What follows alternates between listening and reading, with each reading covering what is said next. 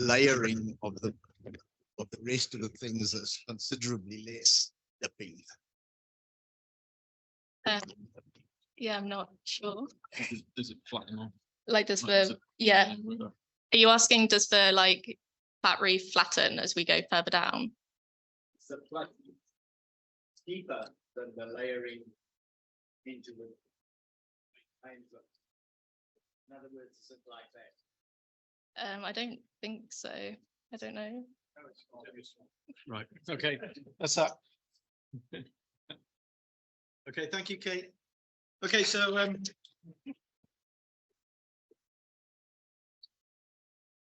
next talk also related to the same project. Katie McFall talking about the role of some fluids. Some fluids, yeah. So thank you very much. Yeah, so perhaps unusually for a Platinum Symposium, I'm actually going to be talking about fluid inclusions this afternoon. So I hope you're ready for lots of photos of bubbles. Hopefully by the end of this talk, I'm going to have convinced you that there was a high temperature carbonate-dominated brine in the Northern Limb in every single deposit while they were forming, and that it was actually carrying metals. So here we go.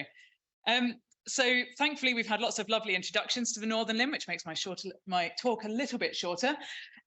But it's a really ideal place to go if you want to look at this problem of what is the role of volatiles in Bushveld style nickel copper PGE mineralization. And in main, that's because in the footwall, we have the Transvaal supergroup, and in particular, the Malmani dolomite. So there's a lot of dolomite assimilation going on, which will naturally give off volatiles. We also see a lot of evidence of PGE remobilization in deposits in the Northern Limb, both on local scale and perhaps on a slightly larger scale. And so in order to look at this as part of the NL4D project, mostly during my last postdoc, I've been looking at fluid inclusions. So I did a systematic fluid inclusion survey of the whole Northern Limb, so all of the deposits along strike and sort of through stratigraphy. It was during COVID, I didn't have much else to do, so I went a little bit analysis crazy and did petrological surveys on 324 samples, 180 of which were fluid inclusion bearing. So these things are here. They're not easy to find, but they are there. And the great thing about fluid inclusions is they let us directly study the volatiles that were present. We can look at their chemistry, we can look at their temperature, we can look at their timing, and we can even maybe look at whether they were carrying metals. So over the next sort of 10 minutes or so, I'm going to give you a really whistle-stop tour through the Northern Limb and the fluids and show you what we found. So we're going to start up in the north here with Aurora and Waterberg PTM. So Aurora is hosted by the main zone, upper main zone, and it's thought to be a continuation of the mineralization horizon, the upper mineralization horizon in the Waterberg PTM, the T zone. And this is just a stratigraphy of Aurora. These bits I've circled here are dolomite xenoliths. So the mineralization is hosted by gabbronorites. There was definitely dolomite assimilation going on. These stars are where I found fluid inclusions in this stratigraphy. So you can see they're pretty evenly spread throughout the stratigraphy here. There's going to be a lot of photos of bubbles. I realized I didn't have any pictures of rocks. So just for some context, here are some scans of the fluid inclusion chips I was looking at. So this is kind of what we're looking at, so classic gabbronorites. And the first clue we had that there might be an interesting volatile story in the Northern Limb was actually back in a paper we published in 2019, where we found that the platinum group minerals in Aurora were not with the base metal sulfides. They've been remobilized and were actually generally hosted in things like quartz, so potentially later hydrothermal phases. And this was sort of the first clue we had that there might be some volatiles moving these things around. So there are fluid inclusions, and they are hosted by primary magmatic silicates. So olivines and pyroxenes in all of these deposits host, not all of the olivines and pyroxenes, but the fluid inclusions are hosted in olivines and pyroxenes.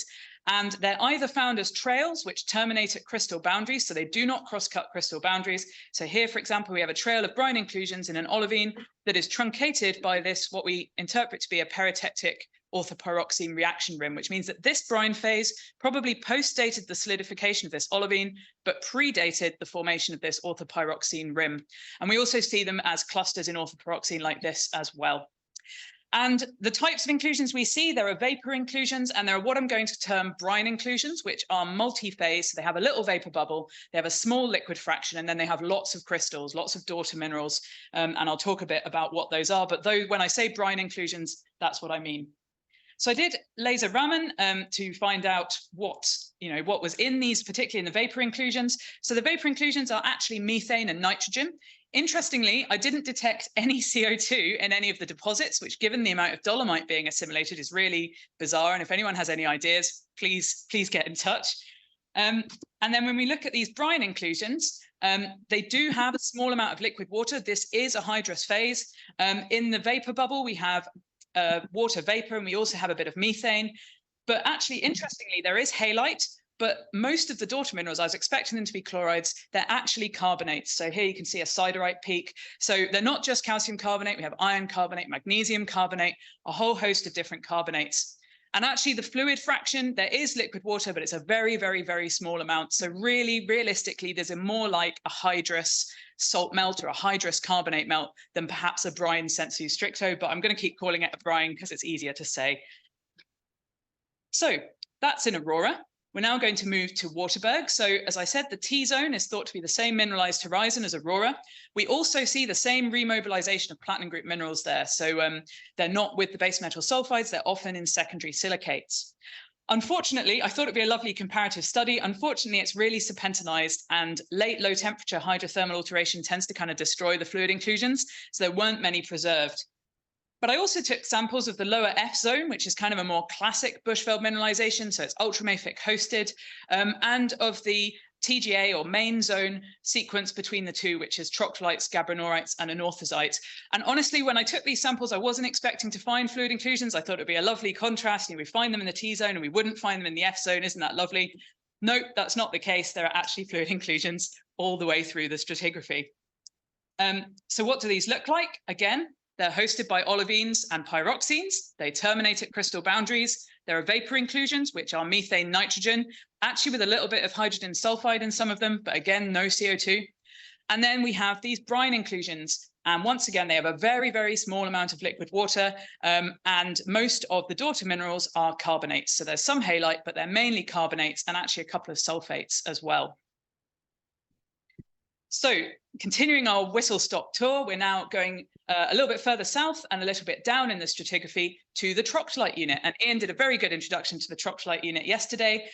So this is in sort of the mid to lower main zone, and it does have some PGE mineralization in it. And again, just for context, here's a couple of the sections that I looked at. So it's mainly feldspar and olivine with a bit of pyroxene, and you have these really interesting olivine reaction textures. And once again, we have fluid inclusions hosted by the olivines predominantly, and then there's a few in the pyroxenes as well. And you have these really cool textures where you get, Ian showed one yesterday, but you get these trails of brines cross-cutting the olivine crystal and then terminating against these peritectic, or we interpret to be peritectic, orthopyroxene rims. So again, this brine phase was present, as or just after this olivine was crystallizing and before this orthopyroxene crystallized. And once again, we have vapor inclusions, which are methane, nitrogen. And then our brine inclusions, once again, have a very, very small amount of liquid water. They have a bit of methane in the vapor bubble and a little bit of water as well. But then mainly, they're daughter minerals. There's some halite, but it's mainly, once again, it's mainly carbonates. And then finally, to the far south and sort of deepest in the stratigraphy, we have the Platte Reef, or the critical zone. So sort of very classic Bushveld mineralization, or so we think, however, with the added twist of loads and loads of dolomite assimilation. And so unsurprisingly, given the amount of dolomite assimilation, once again, we have fluid inclusions here. You can probably fill in the blanks for me here. Again, just for context, here's a couple of the samples I looked at, which did have fluid inclusions in. They're hosted in pyroxenes and olivines. They consist of vapor inclusions and these hypersaline brine inclusions. And once again, the brine inclusions contain halite, but mostly carbonate daughter minerals. So all the way through the Northern Bushveld, in all of the deposits we've looked at, there are fluid inclusions. They all look really similar. The fluids are actually pretty consistent between deposits. And they're hosted in olivine and pyroxene. They do not cross-cut crystal boundaries. And they consist of vapor inclusions, which are methane, nitrogen, and these hypersaline brine inclusions, or hydrous salt melt inclusions, whatever you want to call them, which have some methane and water vapor, a very small amount of liquid water, so they are hydrous, halite, and then multiple carbonate daughter minerals. And once again, we've not yet found any CO2, so who knows where that is going. But I guess the question is this a sort of secondary fluid that's being preserved? Is this something to do with serpentinization maybe? Or could this in fact be primary? So to answer this, I did microthermometry. Again, it was COVID. I didn't have much else to do. So went a little bit analysis happy. So I analyzed over 1,200 inclusions. 40% of them burst before homogenization. So this is a little bit of a labor of love. But here we have the data. So it's divided by deposit type and then by host mineral. N here is the number of fluid inclusion assemblages which homogenized and didn't burst. And the number in brackets is the number of individual inclusions in each of these box plots. Now, there's a lot of data here, but what I want you to take away is these things are hot. So they all homogenize well above 800 degrees. Most of them homogenize between 850 and 1,000 degrees C. Now, these homogenization temperatures are actually the minimum trapping temperature. So depending on the pressure and depth of emplacement, these things will probably be a bit hotter, but it's really difficult to constrain that and model that. But the minimum temperatures are all above 850 degrees C. And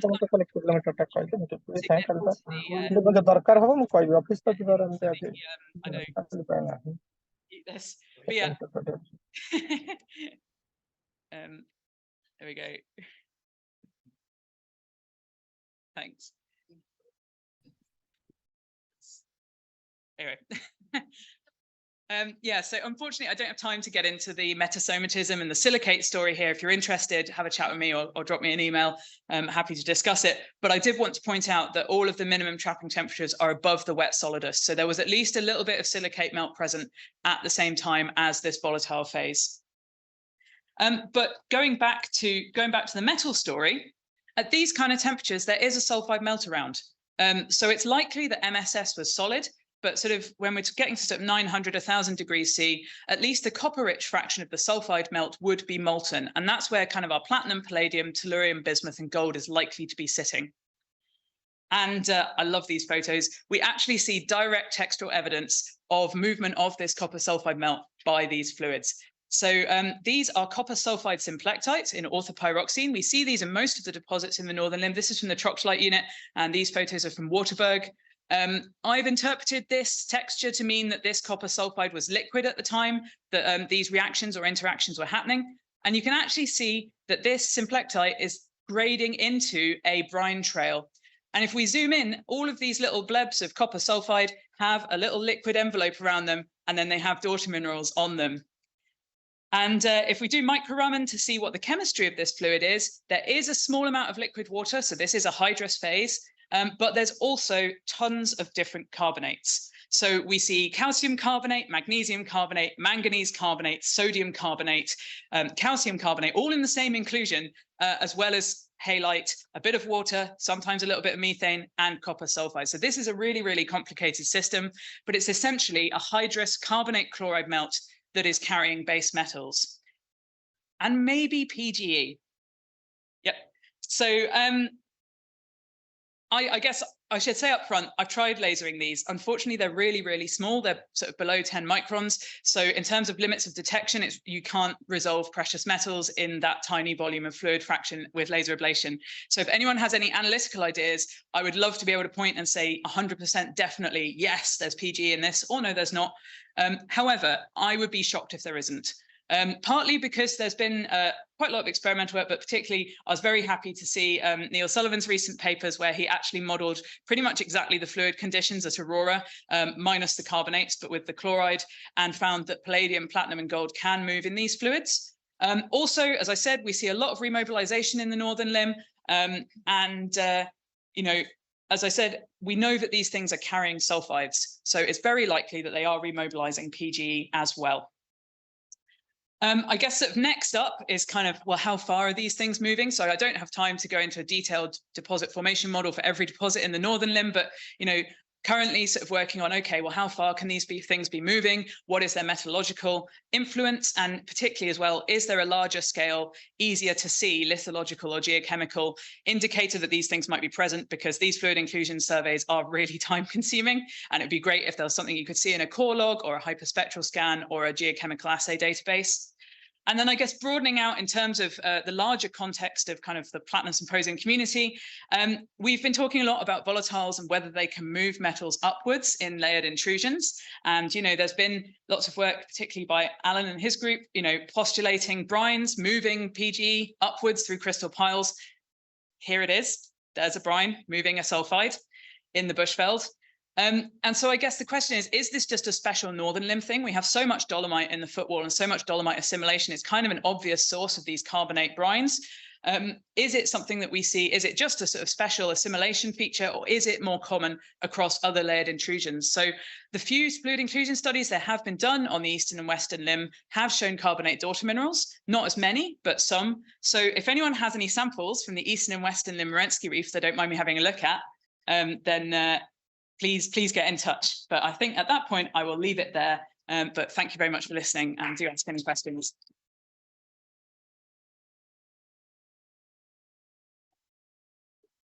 Fascinating game, yes. Oh, thank you for this brilliant talk. I just would like to make a small comment and a related question. So we studied, actually never published by this moment, inclusions in olivine from island arc related complexes, definitely well in context with carbonates. And we also found the methane and water. Actually, I think there was a paper about mental xenoliths by Zelensky and other people. And they had a small magnetite inclusion in each of the inclusions in olivine, and they attributed that there was some kind of redox reaction. So maybe this is the reason for lack of CO2. This is the first thing. And second, as I want to say, so because these inclusions can be met in other complexes, not in relation with northern limb and carbonates, maybe it's just something inherent to magmatic process, but just a suggestion. Thank you. Yeah, no, I agree. Yeah, you do see these kind of inclusions in lots of places. Yeah, hydrogen diffusion tends to actually oxidize rather than, so normally inclusions get more oxidized over time.